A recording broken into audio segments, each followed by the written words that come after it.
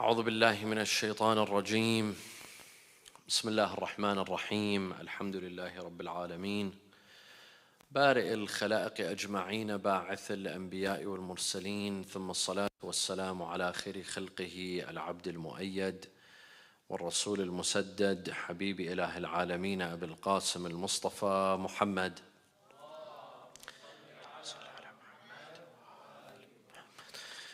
قال الله تعالى في كتابه الكريم: يسألونك عن الساعة أيان مرساها قل إنما علمها عند ربي لا يجليها لوقتها إلا هو ثقلت في السماوات والأرض لا تأتيكم إلا بغتة يسألونك كأنك حفي عنها قل إنما علمها عند الله ولكن أكثر الناس لا يعلمون. صدق الله العلي العظيم.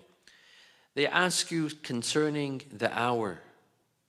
When will its coming be? Say, the knowledge of it is with my Lord alone. None but He will disclose it as none but He will disclose it at its time. That will weigh heavily on the heavens and on the earth. It shall come to you suddenly. They ask you as if you know about it. Say to them, the knowledge of it is none. Say the knowledge of it is with none except Allah, but most people are unaware of this reality. The people of Quraysh, the mushrikeen of Quraysh, they went to Najran during the time of Rasulullah sallallahu alaihi wasallam. Najran was known for its Jewish and Christian community, and there were Jewish and Christian scholars. Quraysh sent a couple of individuals to Najran to ask Jewish scholars to tell them that we'd like to test Muhammad sallallahu alaihi wasallam. Of course, they didn't believe that he was a prophet, that he was a messenger. They said, we want to test him. We want to embarrass him. We want to put him on the spotlight, put him on the spot. So give us a difficult question. Give us a tough question for us to ask him so that he will be embarrassed. They told them, ask him about the hour, about the day of judgment. When is the day of judgment? If he gives you a date, if he tells you that the day of judgment is 3 years from now, 5 years from now, he gives you a specific date, then he's lying.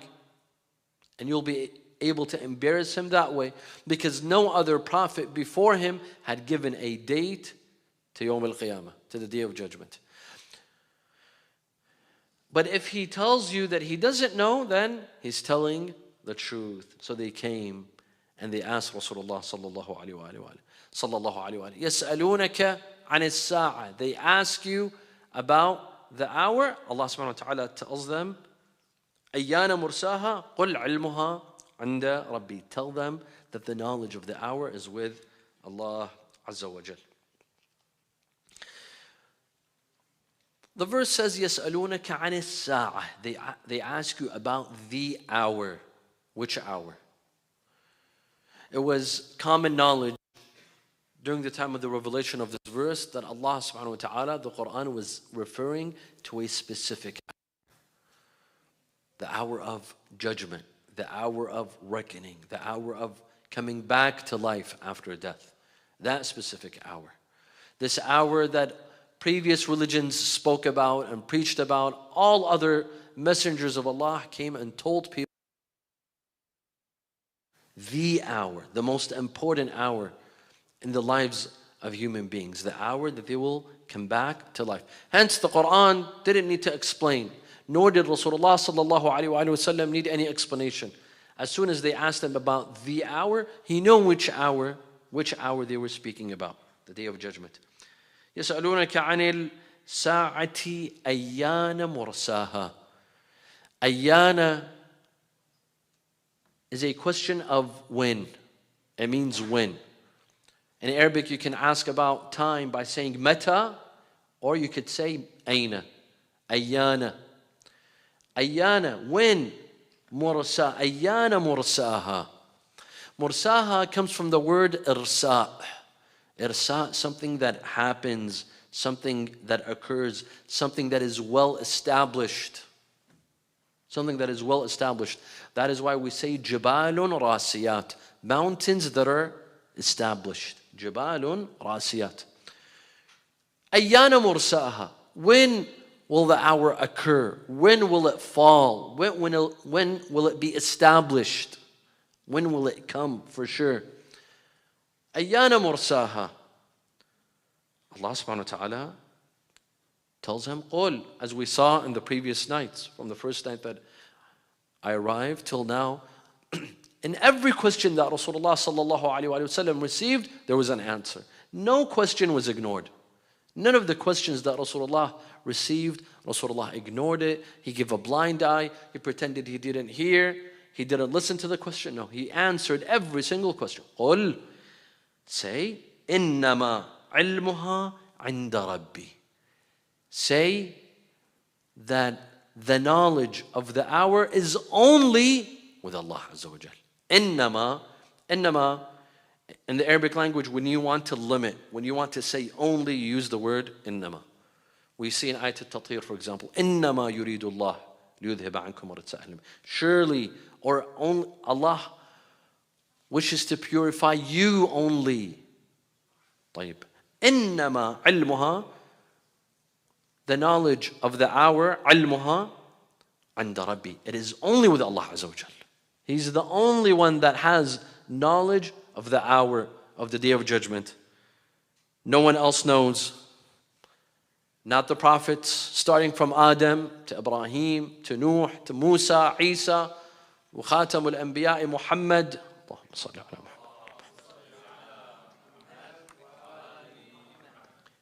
The Imams, Imam Ali alayhi salam, Imam al-Hassan, Imam al-Hussein to our final Imam. None of them claim to know the date of the hour. When is Judgment Day? Is it this year? Is it 2020 as some predicted? Was it 2000 as some? Maybe many of you weren't born in that year. The year of 2000, many people predicted that that could be the end of time, and so on and so forth. No. No one knows. No one can predict. No one can say for sure. Not even the Prophet, not even the Imams. قُلْ إِنَّمَا عِلْمُهَا عِنْدَ رَبِّي. This is knowledge that only Allah Azza wa Jal knows. No one else. A knowledge that no one else carries. See, this is part of knowledge of the unseen. علم الغيب. علم الغيب. Some of our Sunni brothers and sisters, they accuse us, Shia, of saying that our Imams know ilm al-ghayb. This is not true. There's two kinds of ilm al-ghayb. One is by innately knowing, having knowledge of the unseen, meaning by your own powers, by your own merit, you have knowledge of the unseen. And this sort of ilm al-ghayb only applies to Allah Azza wa Jal. No one else can claim to have knowledge of the unseen other than Allah, by His own merit. Yes, the Imams, Prophets, Rasulullah sallallahu alaihi wasallam, our Imams, they had knowledge of the unseen, but not by their own merit, but from Allah Azza wa Jal. Allah taught them. Otherwise, ilmul ghayb, knowledge of the unseen, is only for Allah Azza wa Jal. No one other than Allah. But Allah bestows this knowledge upon some. He gives it to some. He imparts it onto some, including prophets and imams. And they're not on the same level as you've read in Surah Al-Kahf, the story of Musa and Al-Khidr.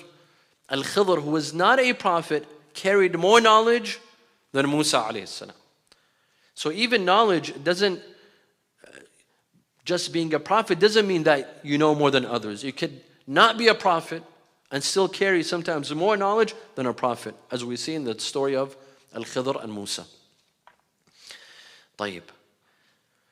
So Allah subhanahu wa ta'ala can give the knowledge of the unseen to the prophets, to the imams. That's why the imams could tell the future. In a lot of their ahadith, they tell us what will happen in the future. Amir al-Mu'mineen alayhi salam, for example, to Sa'd ibn Abi Waqqas, he told him that you have a child that in the future will kill my child, Imam Hossein alayhi salam, Umar ibn Sa'd. He told his father, Sa'd ibn Abi Waqqas, who was a companion of Rasulullah. They would tell the future. They had some knowledge of the unseen. But the knowledge of the hour, the knowledge of Yawm al-Qiyamah, of when will it occur, this is knowledge of the unseen that no one other than Allah Azza wa Jal knows. Not even the Prophet. Not even the Prophet himself, who was more knowledgeable than any other human being and more knowledgeable than the rest of the prophets and messengers, he did not know, he did not have knowledge of the hereafter, of the day of judgment. طيب. لا يجليها لوقتها إلا هو. I'm reading along in the verse. لا يجليها. He will not, none, but he will disclose it, disclose the knowledge of the hour at its time. Only Allah Azza wa Jal. Only Allah can disclose the knowledge of al-akhirah and the day of judgment. No one else can.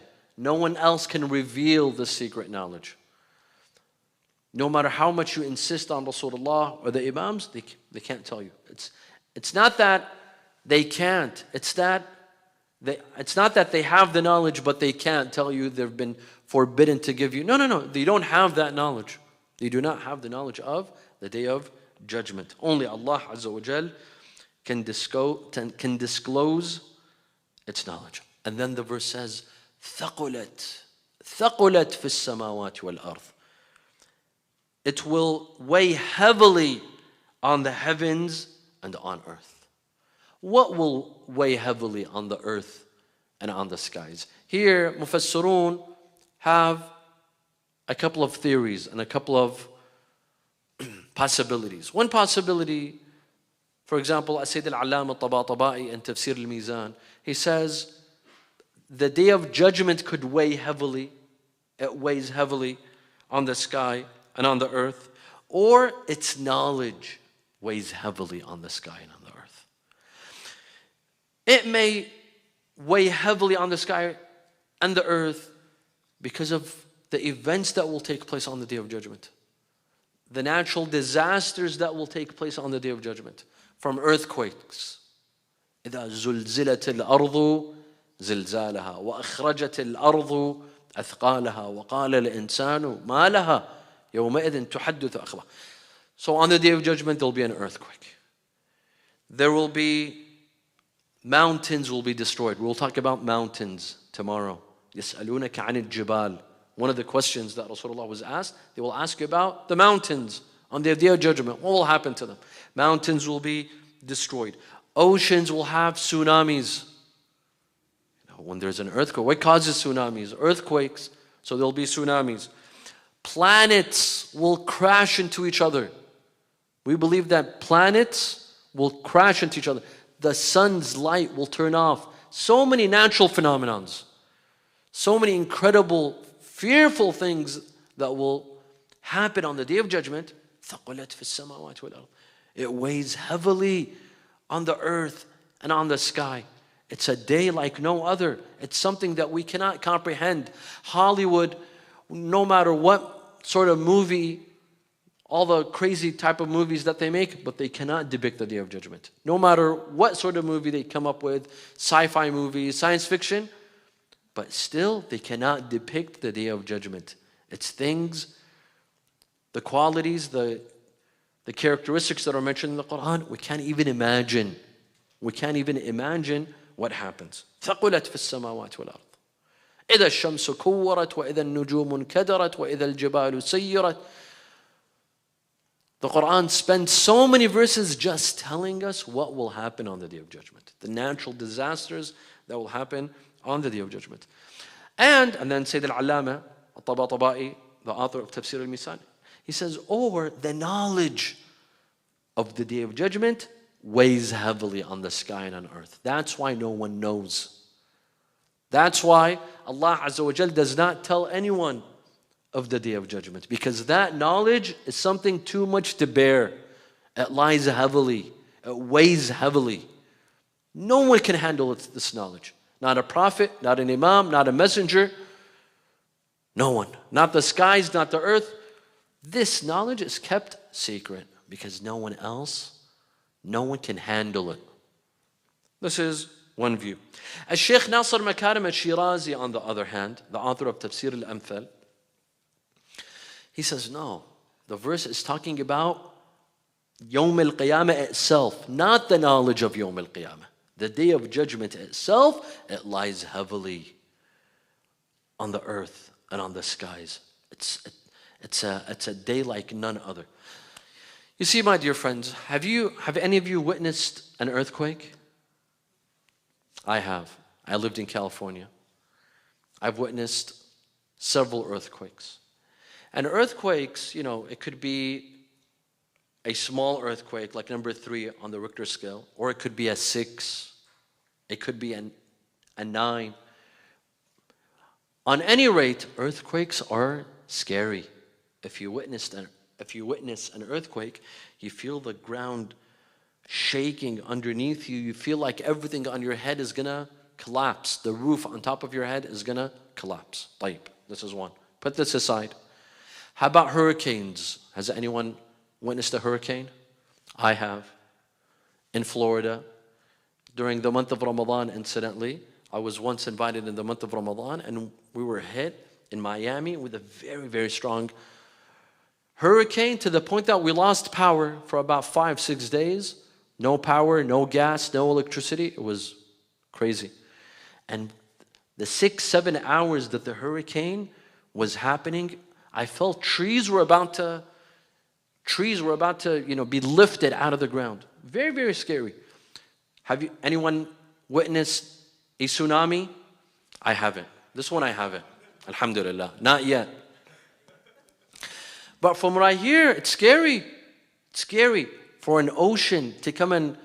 The water from the ocean comes and it drowns everyone who's on the beach or anyone surrounding that area. The homes, the cars, all of them. How many natural disasters do we have? Wildfires in California and in Australia. Wildfires are also very, very scary. Very scary for your house to be burnt down. They say there's nothing that's more painful than fire, to be burnt by fire. That's the most painful thing. Now, we have all of these natural disasters: earthquakes, tsunamis, tornadoes, hurricanes, wildfires, dust in the air, sandstorms, smoke. Imagine if all of these natural disasters occur on the same day, on the same place. Same day, same place. You're hit with an earthquake, and a hurricane, and a tornado, and wildfires, and a tsunami, and. Imagine. What sort of day is this? What sort of day is this? That day is the day of judgment. That is Yawm al-Qiyamah. ثَقُلَتْ فِي السَّمَاوَاتِ وَالْأَرْضِ.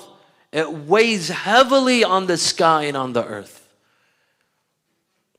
Weighs heavily on the sky and the earth. Everyone trembles from the name of Yawm al-Qiyamah.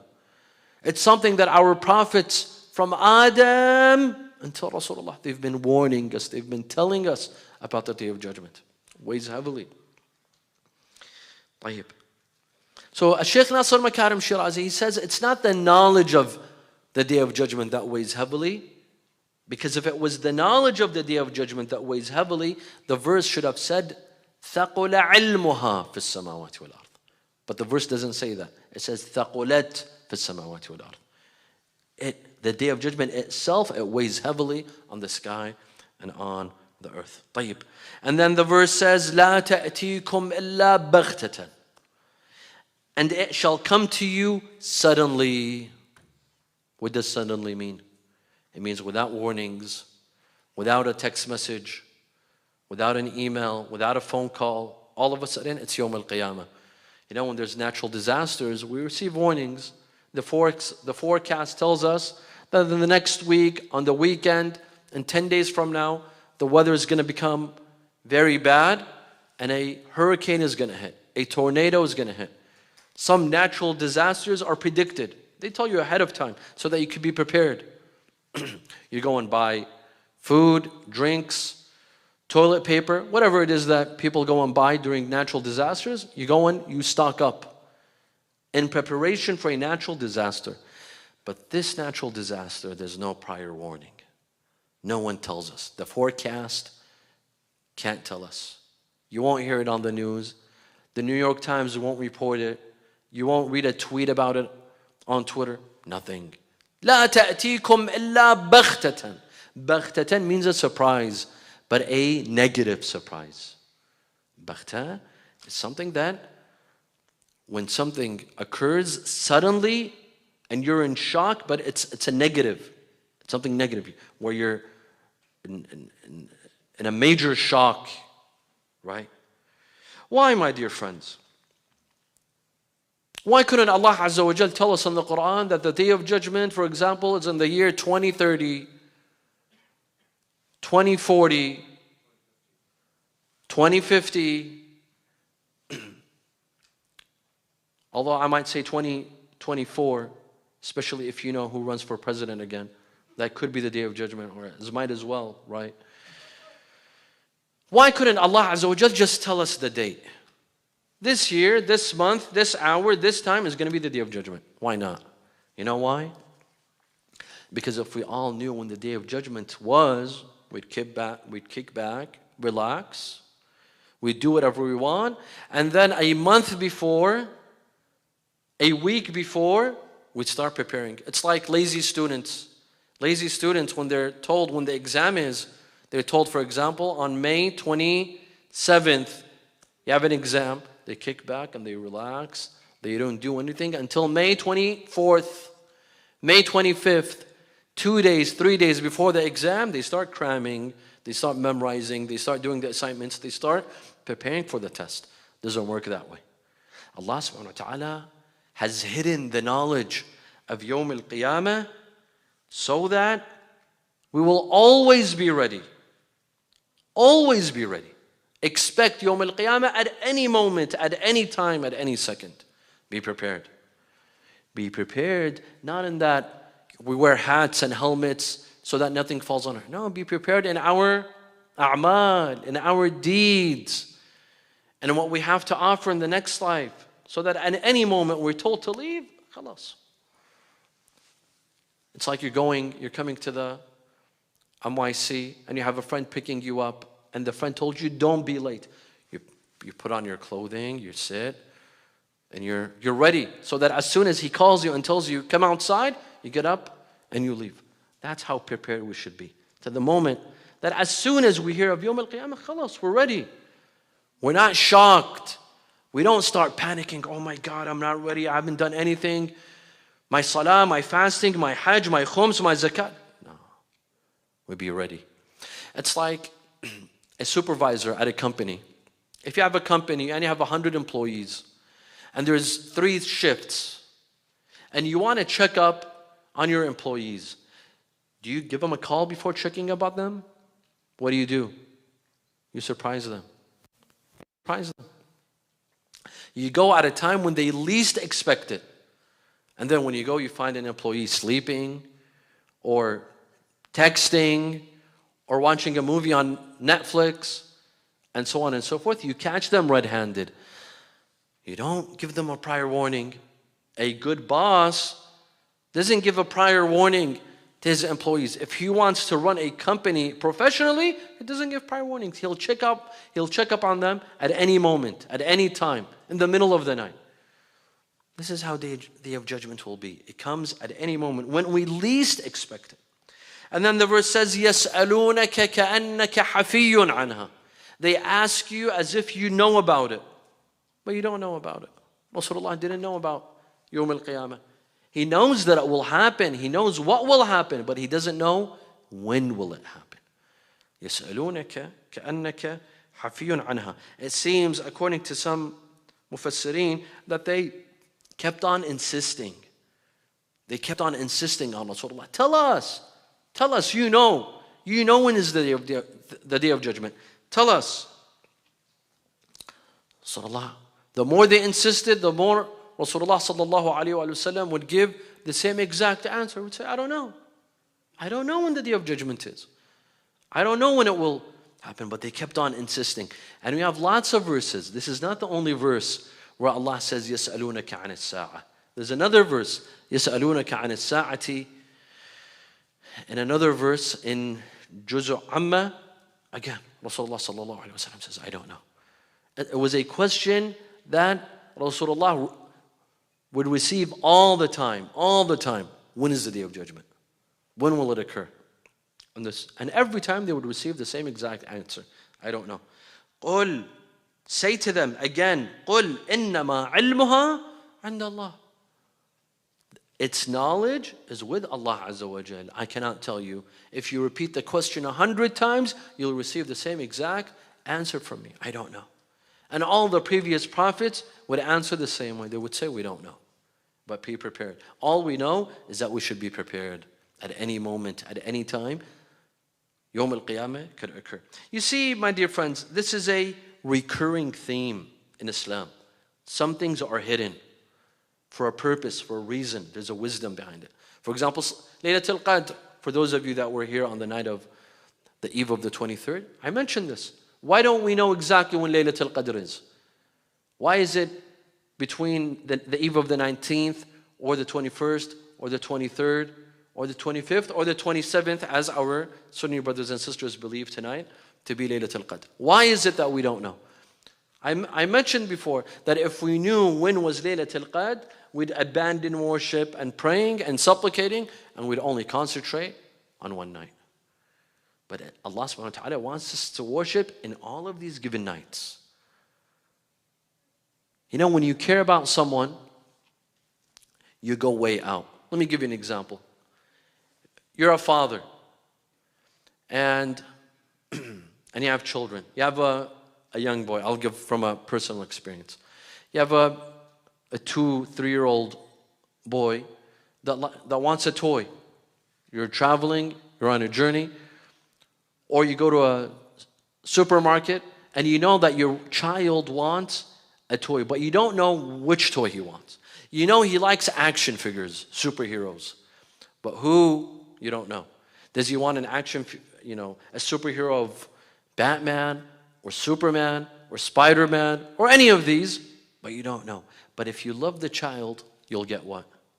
You'll get all of them. Because if you get Superman, maybe he likes Batman. Or you get him Batman, maybe he likes Spider-Man. But if you get all of them, you won't go wrong.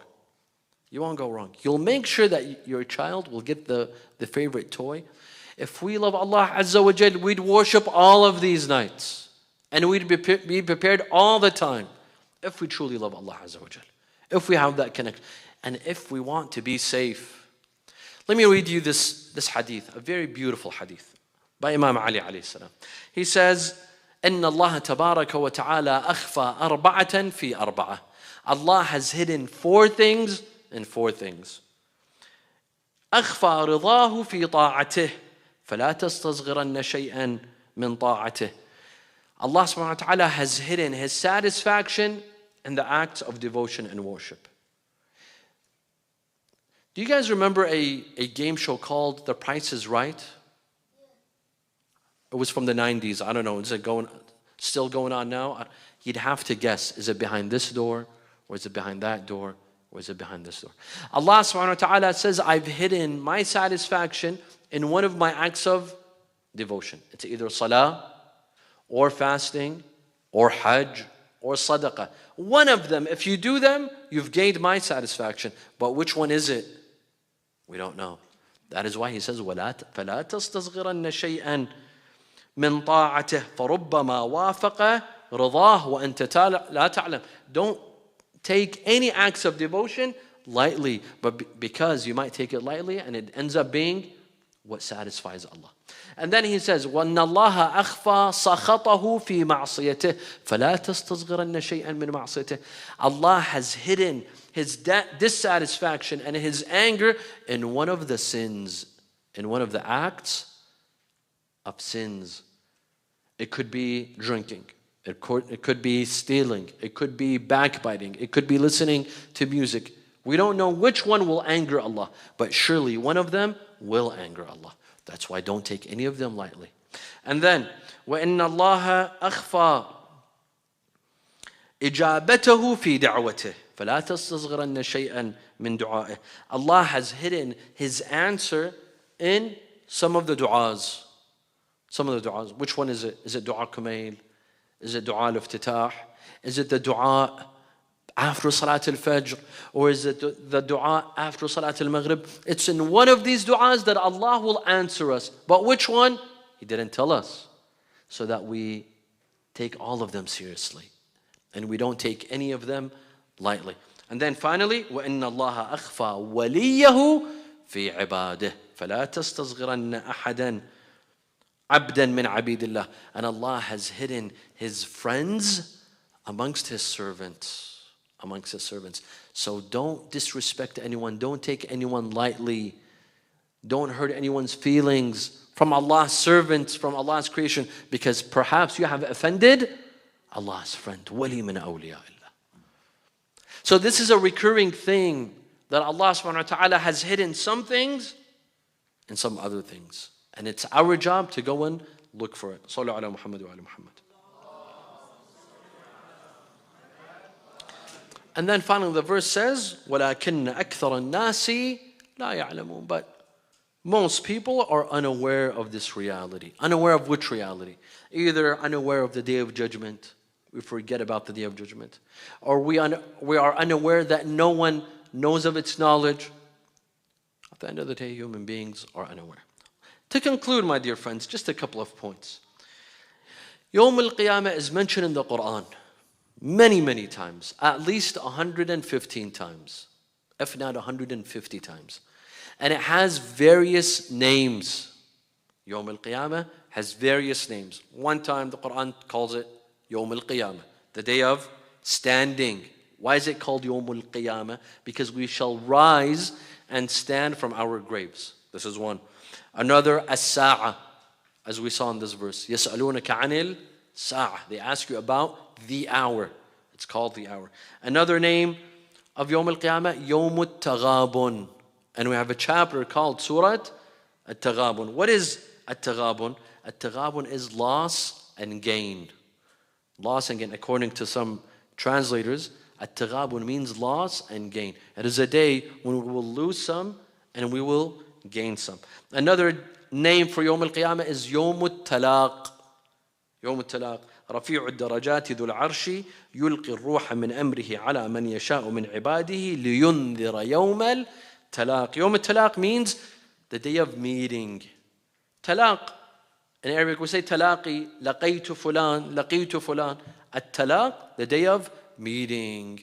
Someone who died in the 60s and someone who died in the 90s, they will meet on the Day of Judgment. Two couples, a husband and wife, they departed from this life, they will meet on the Day of Judgment. It's the day of meeting. Friends, foes, everyone will meet on the Day of Judgment. Another name for the Day of Judgment, Yawm al-Tanad. وَيَا قَوْمِ إِنِّي أَخَافُ عَلَيْكُمْ يَوْمَ التَّنَادِ. Yawm al-Tanad means the day of summoning. Because we'll be summoned from our graves. We'll be summoned. As Israfil blows in the horn, we will be all summoned from our graves. Yawm al-Tanad. Tanad comes from Tanadi. Unadi fulan. Unadi. Anta tunadi. Ana unadi. Yawm al-Tanad. طيب. And of course, Yawm al-Hisab. The day of reckoning. إن الذين يضلون عن سبيل الله لهم عذاب شديد بما نسوا الله نسوا يوم الحساب. طيب. And there's lots of other meanings. Before I conclude, some reject the Day of Judgment. Some say this is a fairy tale. It's a hoax. You preachers, you only talk about the Day of Judgment to scare people, to make people scared and fearful. There's no such thing as Yawm al-Qiyamah. This is our life, and we will die, and that's it. There's no life after that. After that, you preachers, you've made up the idea of Yawm al-Qiyamah and that there's life after death. It's a hoax. It's a fairy tale. No, it's not a hoax, and it's not a fairy tale. There's proof that there is a Day of Judgment. Number one, is Allah subhanahu wa ta'ala just or is He not just? He's just. Allah subhanahu wa ta'ala is adil, is just. طيب, if He's just, someone like Saddam Hussein, who killed millions of his own people and millions from another country, did he receive his justice on earth or no? Just because he was hanged, he was hung, Does that mean that he received his justice on earth? What about the millions of people that he killed, the millions that he harmed, he imprisoned? So many women became widows, so many women became childless, Where's the justice? We say that if Saddam Hussein and people like him, like Hitler and others, if they don't receive their justice here, then Allah subhanahu wa ta'ala, if they don't receive their punishment ever, then where's the justice of Allah Azza wa Jal? So there must be another day. If they don't receive their punishment in this life, then there must be another day in which they receive their punishment. And the same goes for rewards. We mu'mineen, we pray, we fasted. It's been 25 days, right? Or 26 days that we've been fasting, we've been praying, all of the a'mal of Laylatul Qadr. Where's our reward? We didn't receive our reward in this life, so there must be another day in which we're rewarded. Otherwise, good doers and bad doers, they'll be equal in this life. A good doer, someone who comes to the mosque and prays and does good, and someone who has never set his foot in a mosque, they live the same life and they die and they're buried next to each other. Where's the justice in that? Where's the justice? The justice has to be on another day where the good doer is rewarded and the evil doer is punished. This is number one. Number two, do we believe that Allah is wise or no? We believe Allah is all wise. Allah would not do anything without a purpose. The smallest insects, they have a purpose. Ants, insects that are smaller than ants, mosquitoes, bugs, flies, they all have a purpose. Allah subhanahu wa ta'ala hasn't created any of these things without a purpose. طيب, what about this life? We come into this life, we eat, we drink, and then we die, and that's it? I could be the biggest murderer, and then when I die, nothing happens? And a person who does good dies, and then nothing happens? So what's the purpose behind that? Where's the wisdom? There has to be another life. Allah's wisdom is proof that there's another life where the good doers are rewarded for their good and the evil doers are punished for their evil. طيب, another proof that Allah subhanahu wa ta'ala, some say it's impossible, Yawm al-Qiyamah, for our bodies to be decomposed. We're in the sand, we're in the dirt, we're buried. For us to come back to life, this is impossible. This is scientifically not possible. Physically not possible. Once we go, we're gone. Us and all other human beings. It's impossible to come back to life again. Allah subhanahu wa ta'ala answers. He says, didn't you come to life once? The one who brought us to life once can bring us to life again. وَضَرَبَ لَنَا مَثَلًا وَنَسِيَ خَلْقَهُ in Surah Yasin. قَالَ مَنْ يُحْيِي الْعِظَامَ وَهِيَ رَمِيمٌ. He gave us an example and he forgot himself. He said, who will bring back these bones? مَنْ يُحْيِي الْعِظَامَ وَهِيَ رَمِيمٌ. These bones that have withered away, they've decomposed. Who will bring them back again? قُلْ يُحْيِيهَا الَّذِي أَنْشَأَهَا أَوَّلَ مَرَّةٍ وَهُوَ بِكُلِّ خِلْقٍ عَلِيمٌ. Say that the one who brought them life the first time can bring them to life a second time. Another proof, rain, spring.